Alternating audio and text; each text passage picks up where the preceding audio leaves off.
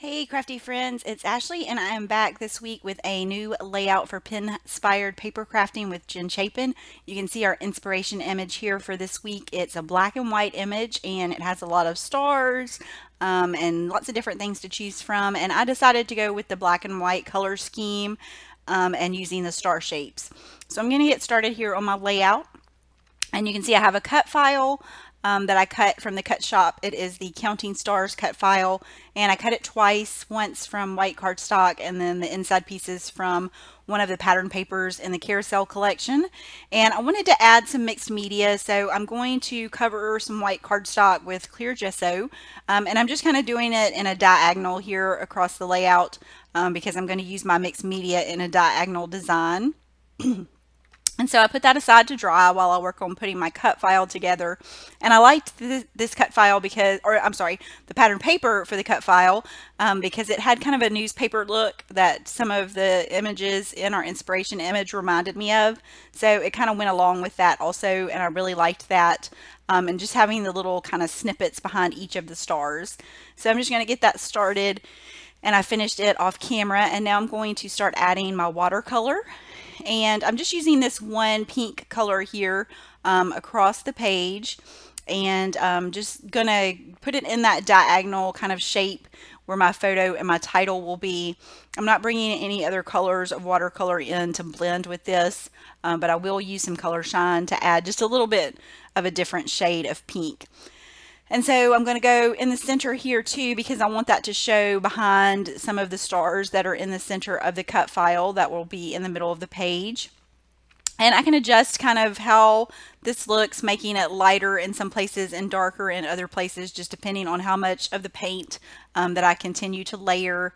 And I'm just using some packaging and mixing in a good bit of water just because I did want to dilute that color down a little bit.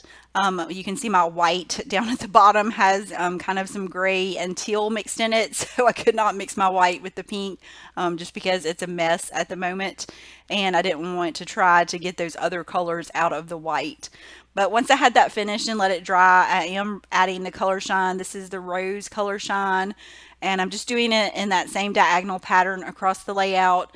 I'm just getting some messy splatters, some that are a little bit bigger, and then I'm going to use some paper towel to kind of soak up some of that color shine just to get rid of some of that color.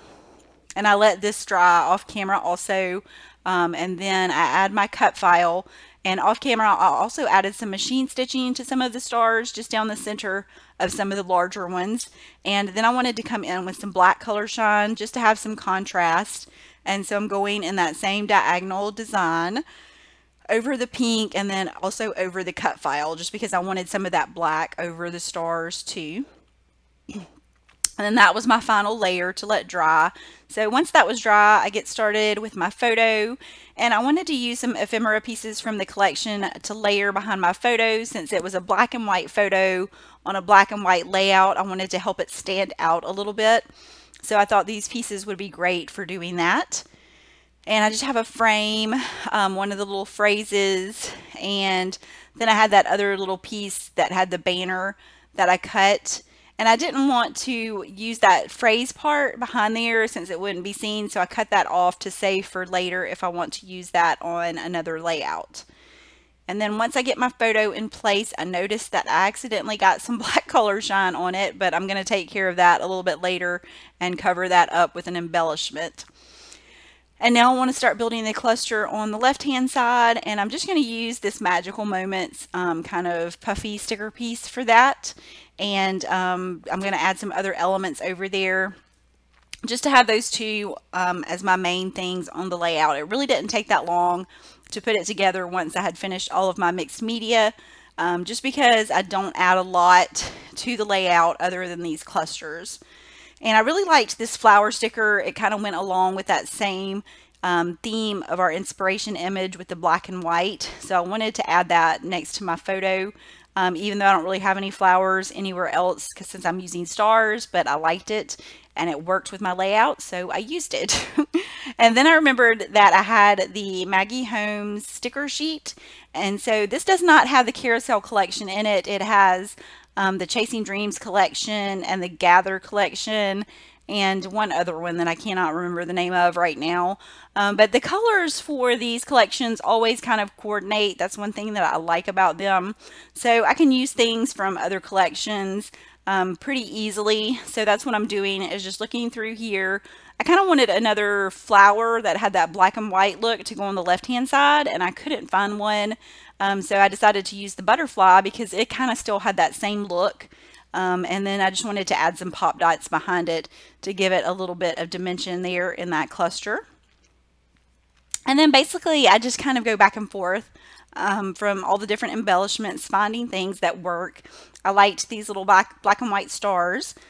They have the black and white, which is from our inspiration photo, and their star shape, so they worked perfectly. And I like that kind of little tiny embellishment look scattered throughout the layout, so that worked perfectly for this page. And while I'm looking through the sticker book, I want to mention to make sure you check out Jen's channel for her video. I will leave a link to Jen's channel and a direct link to her video for this week in the description box below. So make sure you head over and see what she created based on our inspiration image this week. And I'll also leave a link to the carousel collection in the scrapbook.com store. I'm not sure how much of it they still carry, but if you want to check that out, I'll leave a link, and also to the color shine that I used. It's the Heidi Swap Black Velvet Color Shine. And you can see there I added that little sticker to cover up the color shine that I got on my photo.